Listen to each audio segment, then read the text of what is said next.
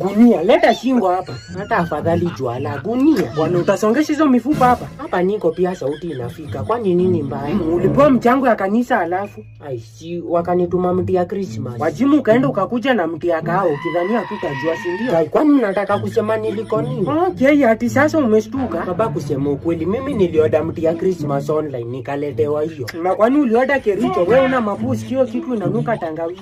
Mimi hata niliona ikiwa sawa baba ama nyinyi ndio mjui venye mti ya Christmas inaka.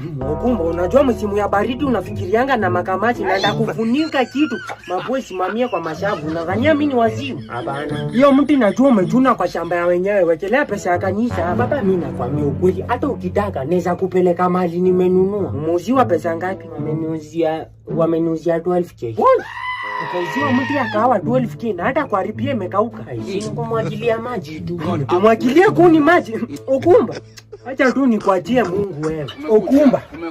Baba Ukumba hako. Umemkujia mwende mkaibe mapera, si ndio? Hapana ni kesi hata alionekana kichuna miti karibu na kaburi ya shushu. Ukumba, jai madi shushu wa mtu amelala. Sikumwamsha baba. Wacha nikutumie chenji mebaki. Yesu! Ni kama kitu kama kashuma. Sababu nilikuwa nasikia